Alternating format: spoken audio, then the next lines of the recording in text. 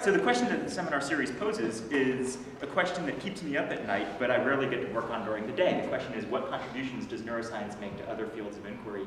I do neuroscience, for sure. Most of what I do is just behavioral experimental psychology.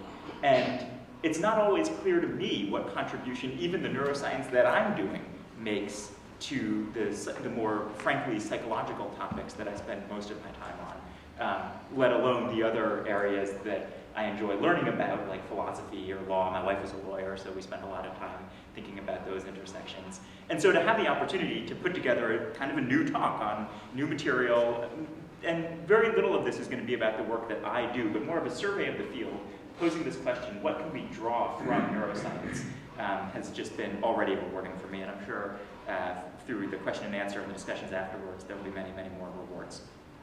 So I want you to imagine that you desperately need money by tomorrow, say $100, $1,000, and I don't know why, maybe it's kind of like Guys and Dolls where Nathan Detroit can make $1 million if only he has 1,000 tonight. For some reason, if you could just get your hands on this money, it would make a huge difference in your life. Like maybe you're late for a big job interview and you just need the money to get into a cab. And then you see somebody drop their wallet. Here's the perfect opportunity. You can pick up the wallet, keep the money for yourself. So this is obviously going to set up a conflict in your mind between your desire for money and your desire to be moral, right? Whatever your moral concerns are, they're going to be in conflict. And neuroscientists and psychologists have obviously invested a lot of effort into trying to understand both of these different kinds of value, their psychological role and also their neural basis. Neuroscientists in particular have just made extraordinary progress. I think this is one of the biggest success stories in the behavioral sciences in understanding the mechanisms in the brain and the computations that they perform that allow us to make what you might think of as financial decisions, sort of self-interested decisions about value. And a key theme in the neurosciences is that to the extent that we can understand how people make moral decisions at all, it is basically by treating morality as just another good to be maximized.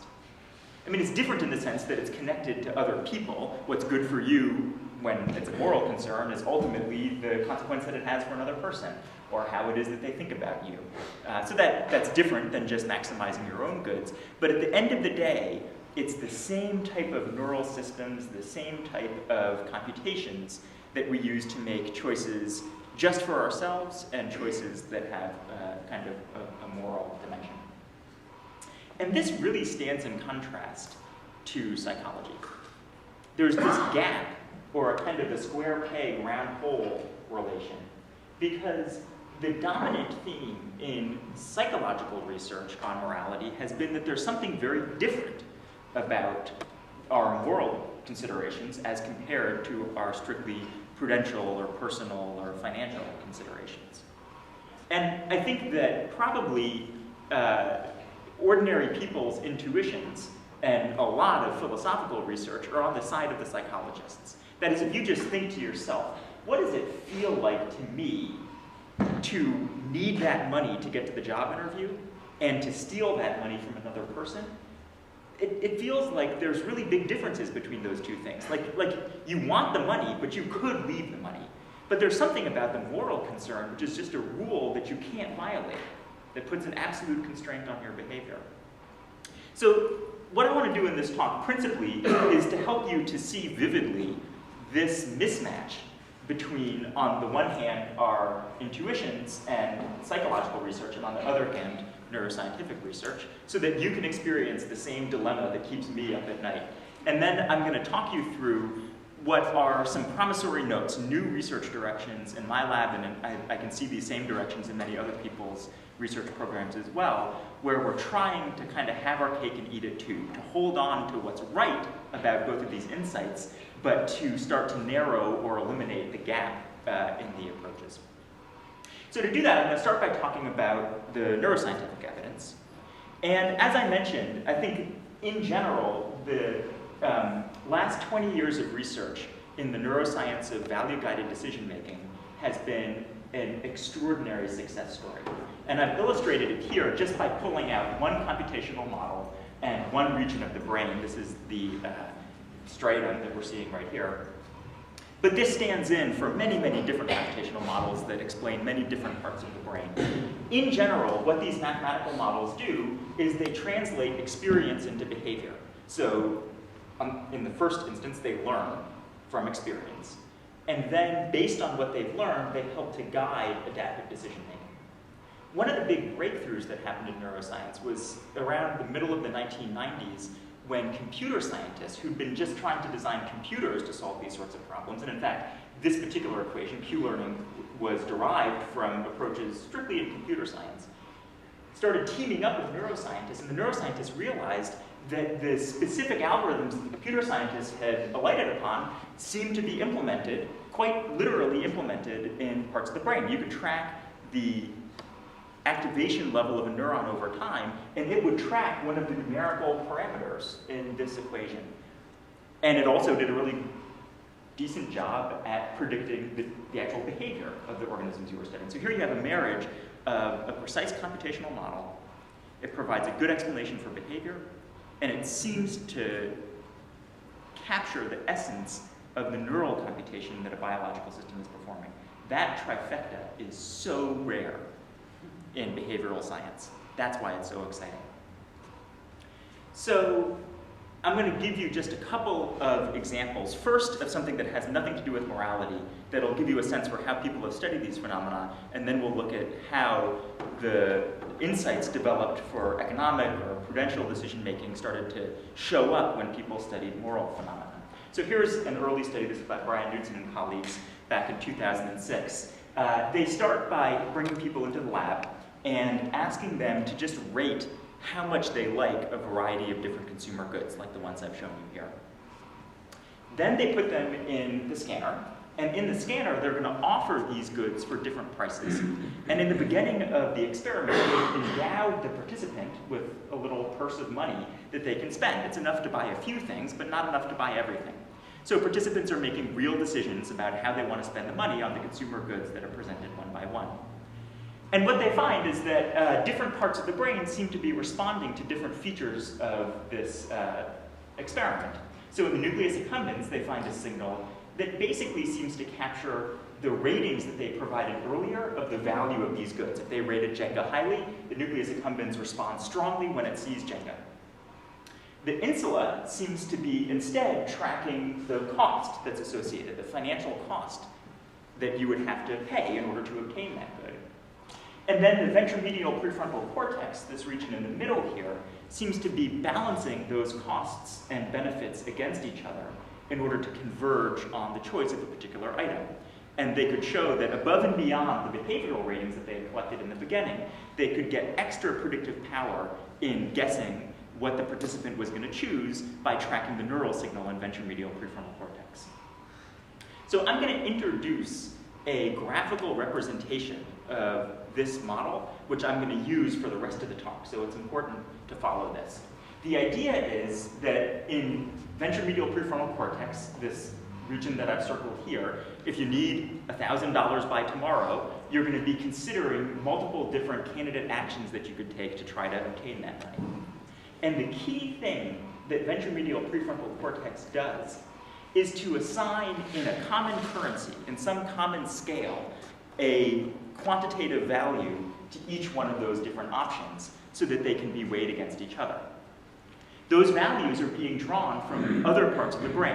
On that last slide, we looked at, for instance, the nucleus accumbens and the insula, and many other brain regions aside. And it could be extraordinarily complex processes that these brain regions and antecedent ones are going through in order to generate what ultimately the VMPFC translates into some kind of a common currency. The key thing, of course, about having the common currency is that that allows you to make a unitary decision weighing all these things against each other. So as this model was being developed, an obvious research direction that many, many different labs pursued was to see how well it could capture social or moral decision-making. Here, for instance, is a paper by Yamagishi and colleagues in which they have people make generous allocations of money or not. You can either keep the money for yourself or give it. And you do it either while other people are watching you or not. And what they find is that the nucleus accumbens, one of these brain regions I mentioned earlier that tracks the value of consumer goods, is sensitive to both of these factors, and you observe an interaction between the factors in just the way you might expect, namely the value of doing good, as represented in this brain region, increases when other people are watching you. It's a very sensible idea. So it's not a big psychological insight, but it's cool to start to get the sense for which brain regions are accomplishing this. And what makes it cool is that we know those brain regions are also contributing to financial decisions. Here's a study by Jamil Zaki and Jason Mitchell, a colleague of mine. In this study, again, you're just allocating sums of money between yourself, in this case, or Jason's roommate, Adam Waits. And what they find is that medial prefrontal cortex, this brain region that is supposed to help facilitate in all things considered common currency valuation of goods, is sensitive in particular to the degree of fairness of the allocation that you're making. And unfair allocations or inequitable choices, ones that screw over the other person a lot for just an incremental gain for yourself, are associated with activation in the insula. That was the brain region that also responded negatively to the financial cost of those offered consumer goods. There is a long history of research dating all the way back to Phineas Gage in neuropsychology, asking what are the characteristic patterns of injury to the brain that produce deficits in morality. So we know that individuals who, like Phineas Gage, suffer damage to ventromedial prefrontal cortex, tend to have dysregulated moral behavior. They make abnormal judgments in the trolley problem. But I think it's the behavioral deficits that are really much more important than the trolley problem judgments. Here's one of the earlier rigorous case studies that was done by Anderson and colleagues of two different individuals who had suffered damage to ventromedial prefrontal cortex. I'm going to focus on this one who was run over by a vehicle at the age of 15 months. So the kinds of moral deficits that I'm talking about, she stole from her family and other children, shoplifted frequently, led to multiple arrests, was verbally and physically abusive to others, she lied chronically, there was little or no evidence that she experienced empathy, her maternal behavior was marked by a dangerous insensitivity to the infant's needs, so clearly she has a sort of behavioral moral deficit. But the key point that I want to make is that individuals with ventromedial prefrontal damage don't just have dysregulated moral behavior, they make terrible decisions for themselves. Just financial decisions, personal decisions, prudential decisions. This same individual was largely unresponsive to physical or verbal punishment, engaged in early and risky sexual behavior leading to pregnancy at age 18, repeatedly put herself in physical and financial risk, just her. And what you find is if you administer a task where over time you can learn to make wise financial decisions, as compared to ordinary individuals who learn to choose from the good deck of cards and not the one that you tend to lose from, individuals with this pattern of brain damage are relatively more likely to make suboptimal decisions. So I could go on and on and on about the accumulated evidence that this network of brain regions that makes prudential choices is also implicated in moral decision making. Let me rather just sum up with a couple of abstracts from I think really thoughtful, well-done analyses of, reviews of the state of the literature. This is one from just a couple of years ago by Christian Ruff and Ernst Fair. And they write, this set of evidence suggests a unified mechanism for motivational control of behavior that may incorporate both social and non-social factors. Now they're hedging with may, and in the final sentence they say, but doesn't it kind of feel like the social moral stuff is a little different? And at the end of the paper, they try to speculate a little bit on where those differences could be, but they're mostly left to throw up their hands because they're not finding a lot of differences in the neuroscientific literature.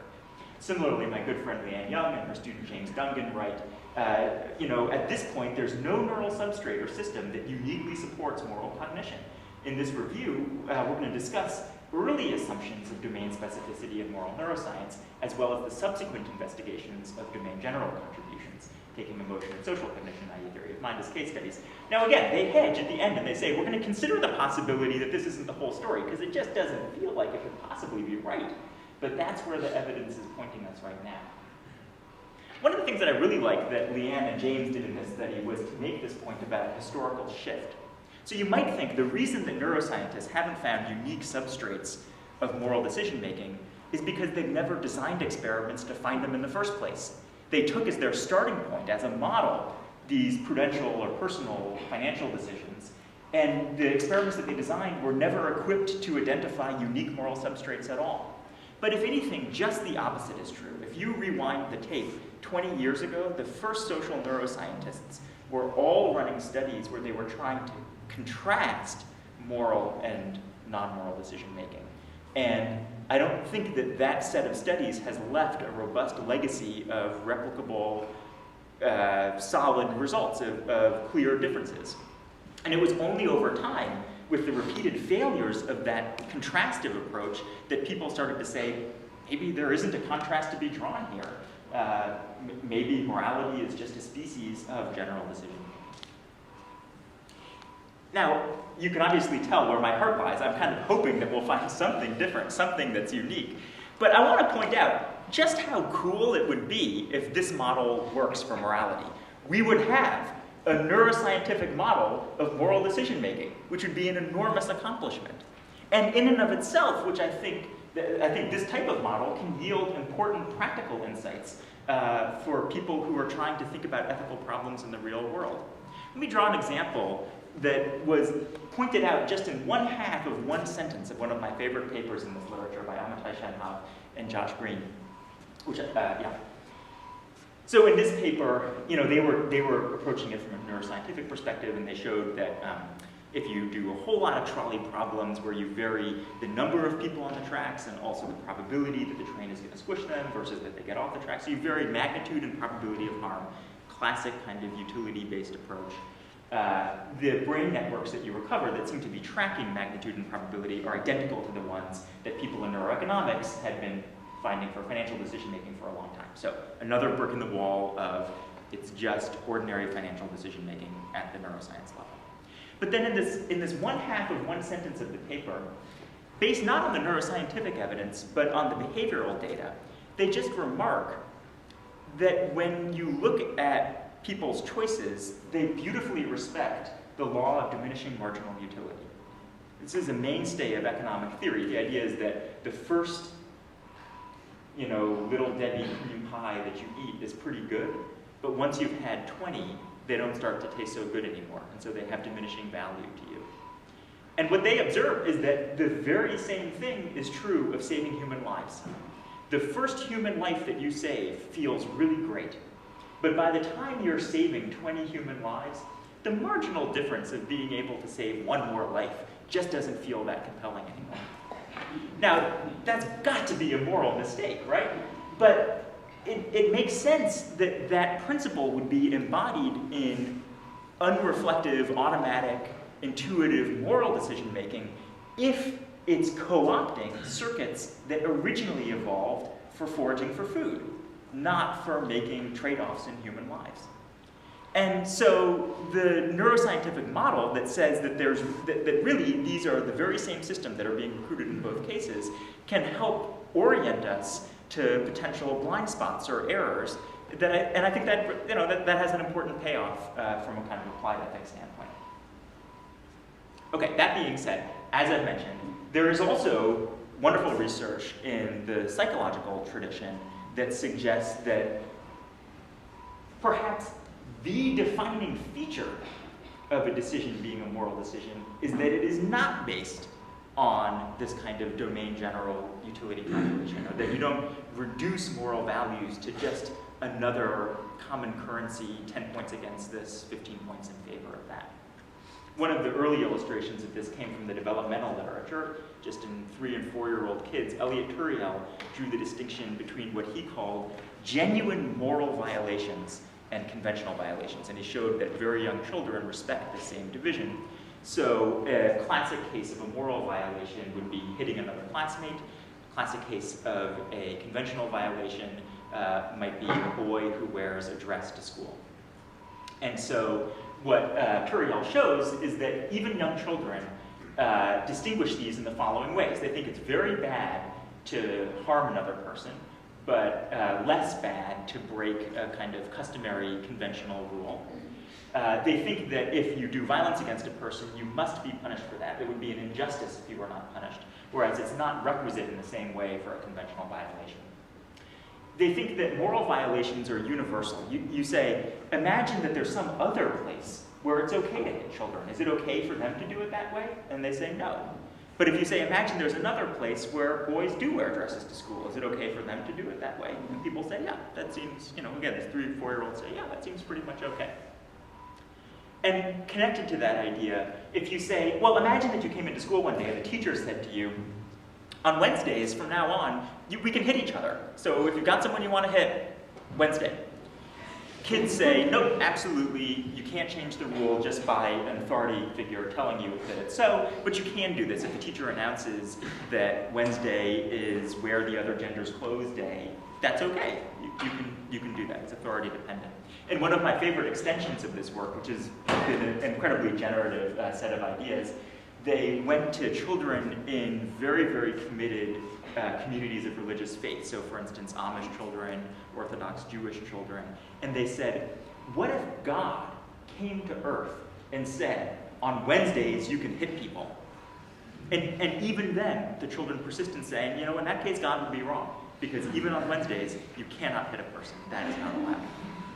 So the key idea here, this isn't exactly the distinction between morality and financial decision making, but it suggests that moral decisions have this characteristic flavor of being rules that you can't violate under any circumstances.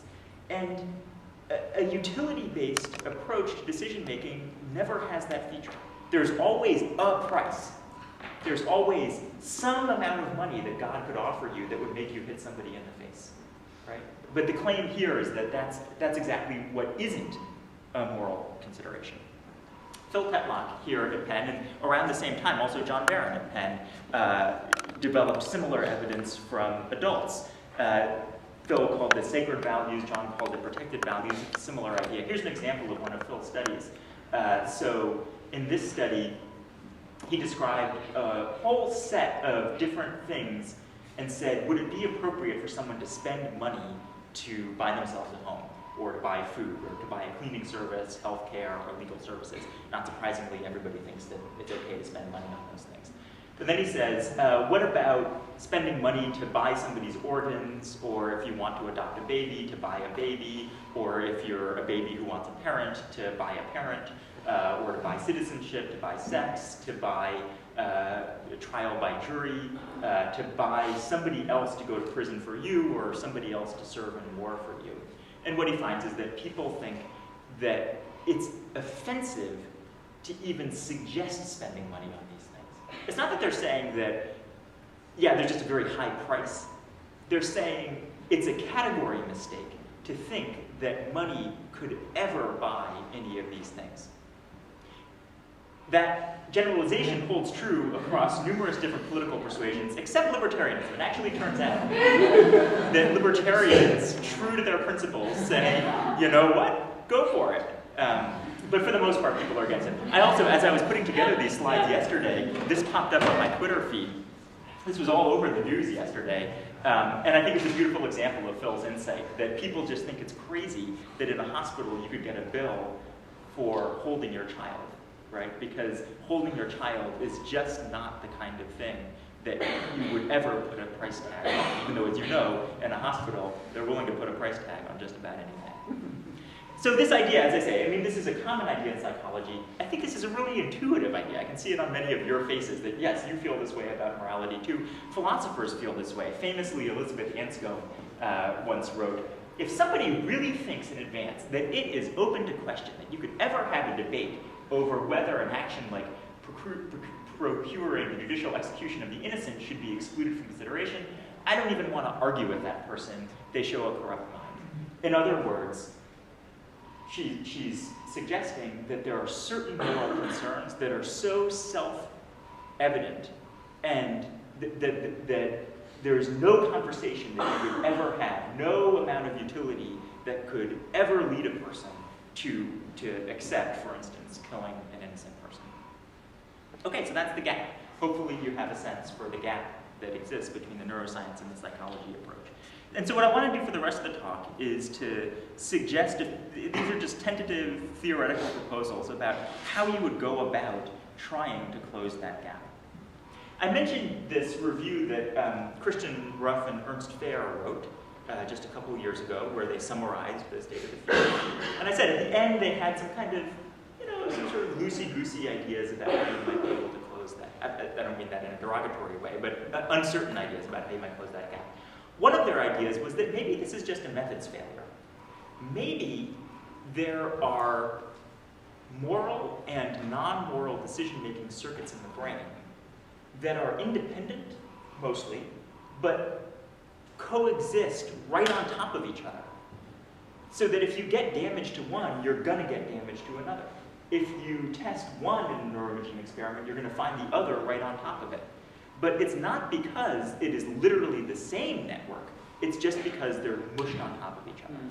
Now, there's evidence for something like this being true. If you go in and you do single unit recordings, or recording from just one neuron at a time. For instance, there's a group that's found that in orbitofrontal cortex, you'll find some neurons that are relatively more selective for social value, and other neurons that are relatively more selective for, what I'm glossing as financial value. There's some evidence for that. On the other hand, I don't think that this is really what we were hoping for, because what we have for these brain regions isn't just a location in space, we have a computational model. The model tells us in this location in space, they are doing something like a utility-based calculation. And so the mere fact that there might be a neuron that responds to social value doesn't save you from this paradox if the computational role that that neuron plays is still to enter into a utility calculation. Okay. So here's another idea that I think has occurred to a lot of people. It seems like a sensible idea, and I think this one has to be at least part of the story. The idea is, look, maybe stealing just has huge negative value. So it looks to us like there's an absolute rule or constraint here, but that's just because it's so rare that there's something that can override its incredibly negative value. So I do think this is part of the story, although I think it has some shortcomings.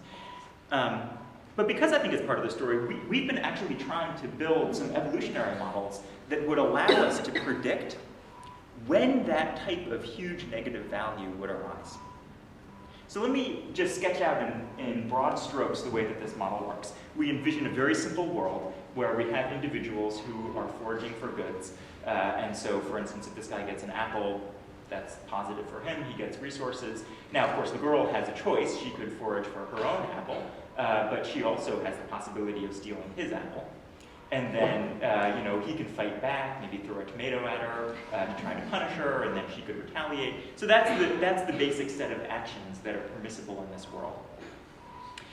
Obviously, settings like this have been exhaustively studied in evolutionary game theory. In evolutionary game theory, you endow these agents with fixed strategies that they're going to pursue over the entire course of their life. Always steal. Never steal. Try stealing, but if you get punished, stop stealing. Each of those is a strategy that's unchanging. The approach that we took that was a little different in this project was instead to endow all of the agents with general purpose utility calculators.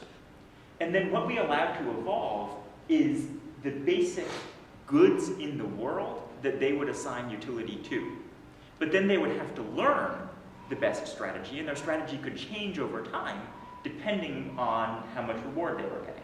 So an obvious way to start is that we should make it valuable. They should experience positive utility whenever they eat an apple, and they should experience negative utility if they get hit in the face with a tomato. So we built that in, that was for sure.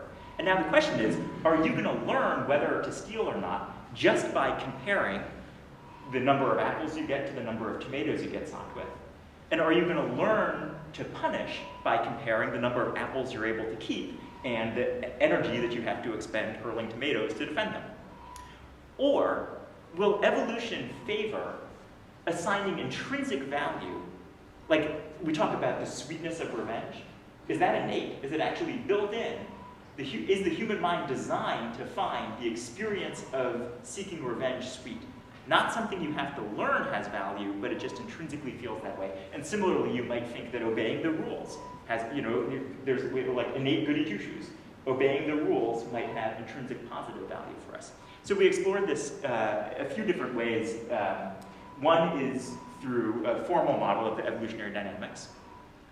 And another is by actually building agents that instantiated these utility-based rules and allowing them to play each other in a tournament and then to reproduce and evolve over time.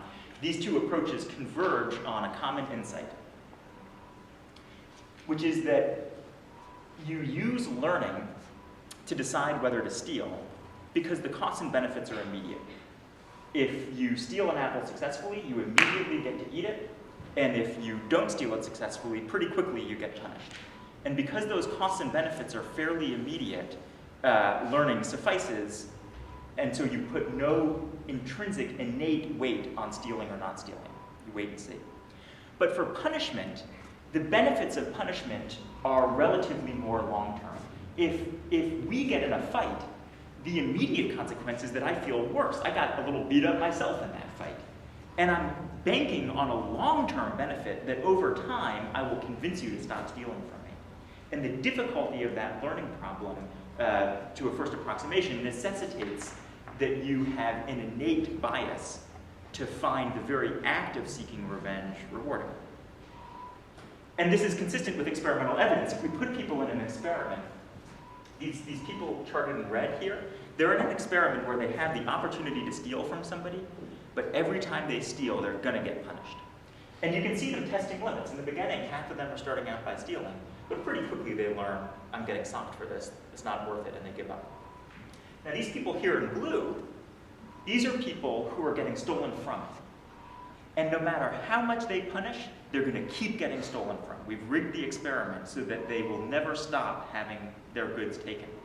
But they never learn to stop punishing. You see no diminishment over time in the degree to which they're punishing. Consistent with the idea that revenge is literally sweet for them.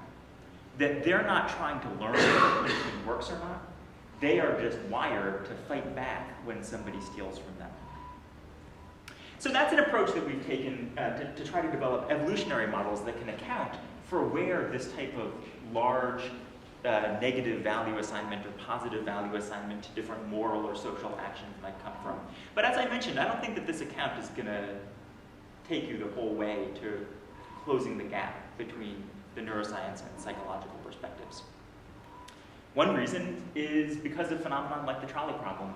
Look, in the trolley problem, it's fine to say that there's a large negative value associated with this person dying, but that should mean that there's 5 times as much of a large negative value associated with these people dying. So just saying we really don't like it when people die isn't going to explain why people are very, very hesitant to engage in that action.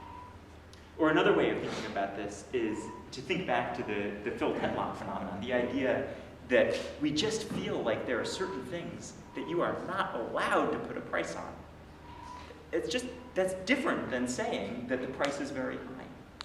If it were just a matter of the price being very high, people would read this article because it's an incredible bargain, right? $40 to hold a baby? Are you kidding me? Sign me up. I assigned a much higher price. That has a tremendous amount of value to me.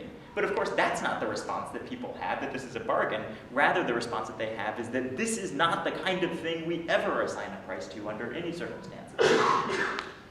So that's motivated us to try to think of other different kinds of approaches.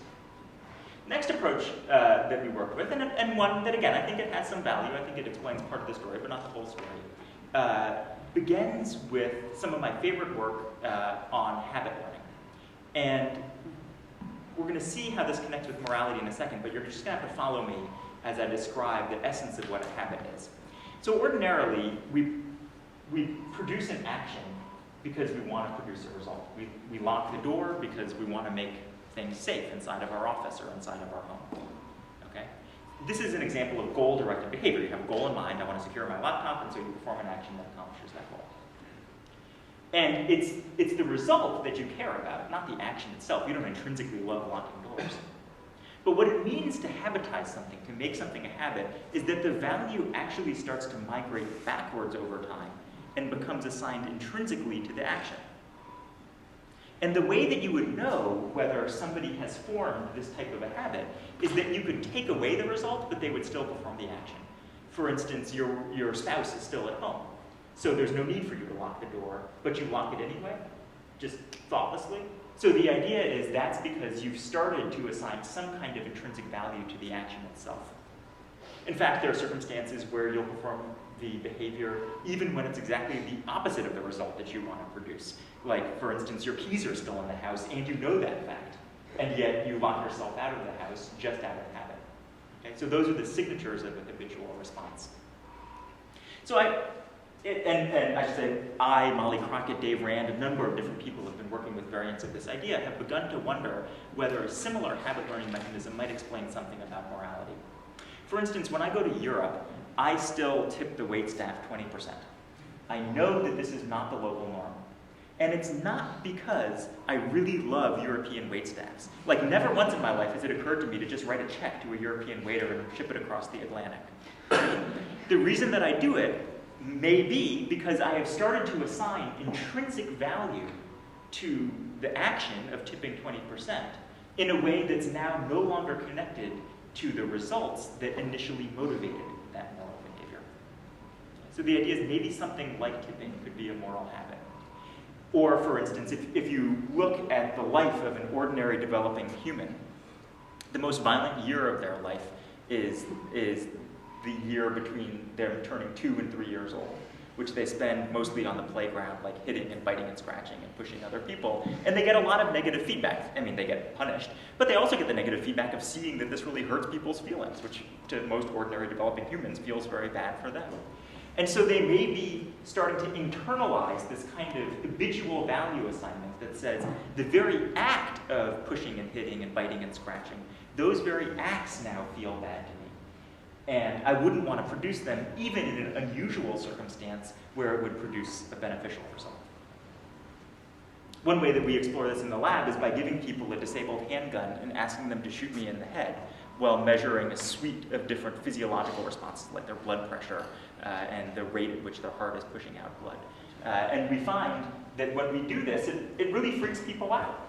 Right? So here's, for instance, the increase above baseline in total peripheral resistance. When we talk about getting like cold hands or cold feet, if you're asked to do something you really don't want to do, you literally do get cold hands and cold feet. It's because of the constriction of your peripheral vascular system, and that's what we're measuring in this study.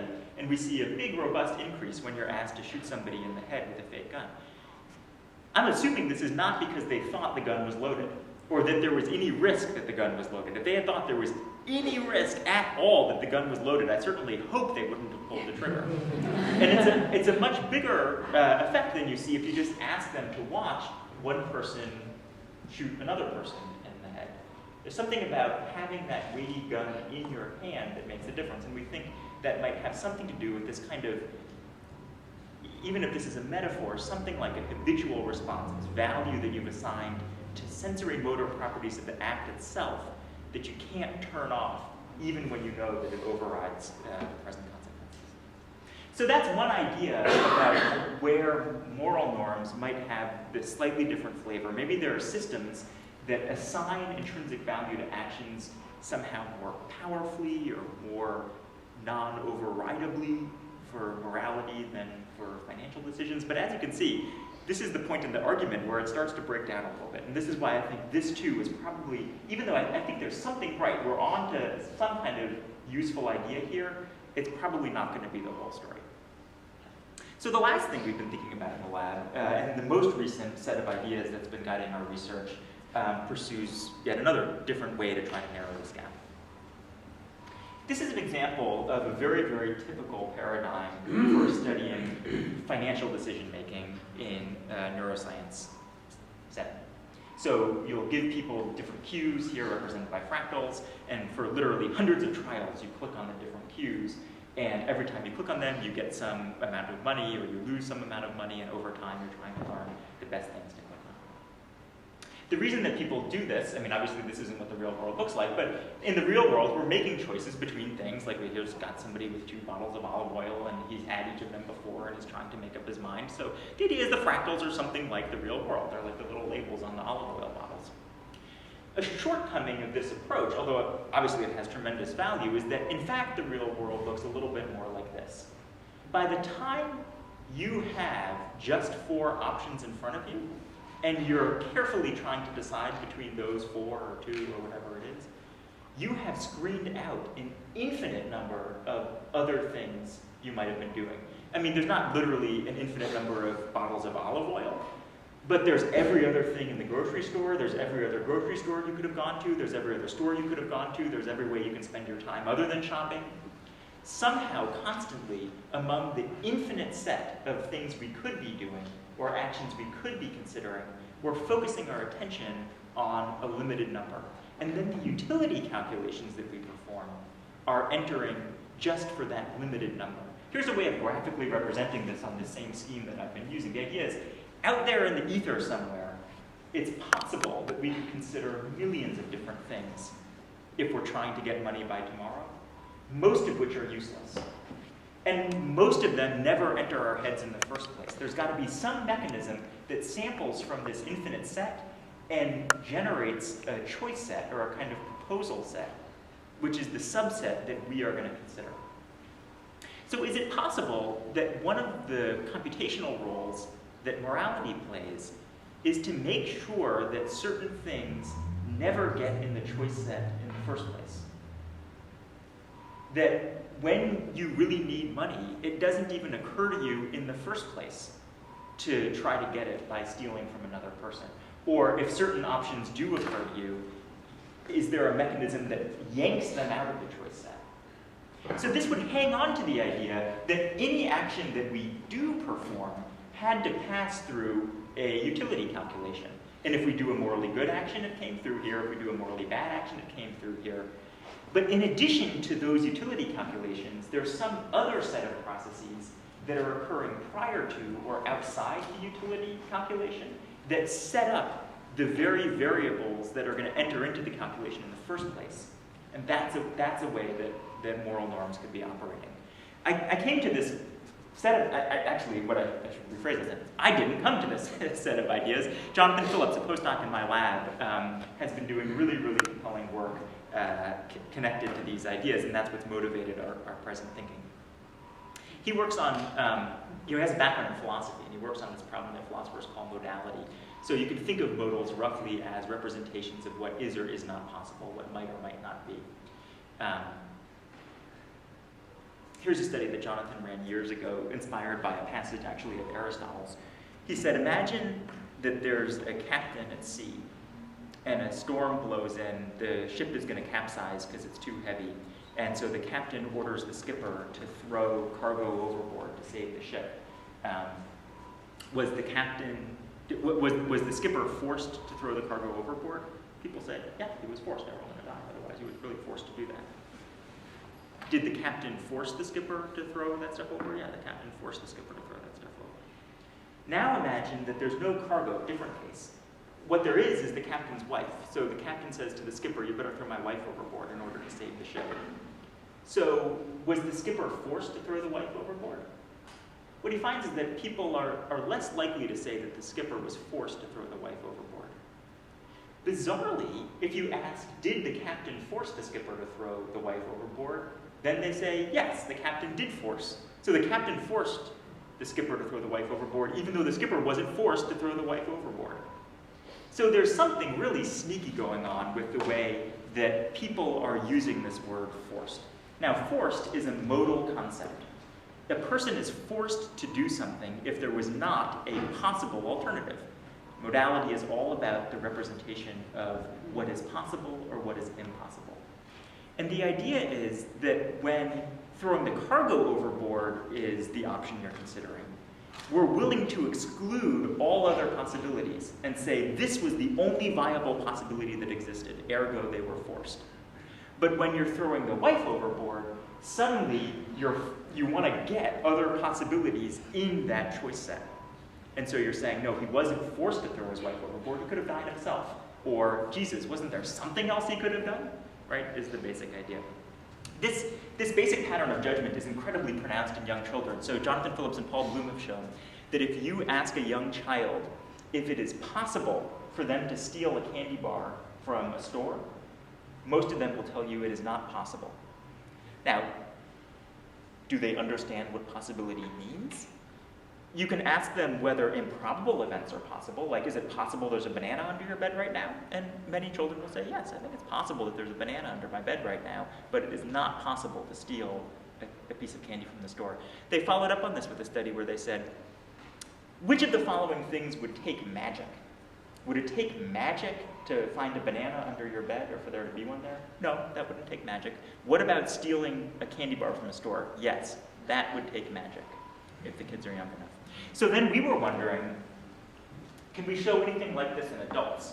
Well, obviously not. I mean, you can't, if you ask an adult, is it possible to steal candy from a store, they're going to say, yes, that is strictly a possible thing to do. But we wondered, if we put them under time pressure, would we start to see a change? So in this study, I'm going to show you ratings of possibility to get money by tomorrow. And I'm just going to give you a few examples, but we have a very, very large set of different actions that I'm collapsing over. So would it be possible to borrow the money? Almost everybody thinks that it's possible, whether they're making reflective judgments or science judgments. And would it be possible to get that money by tomorrow by growing it on a tree? Almost everybody thinks that that's impossible, whether they have a long time to reflect on it or they have relatively less time. But would it be possible to steal?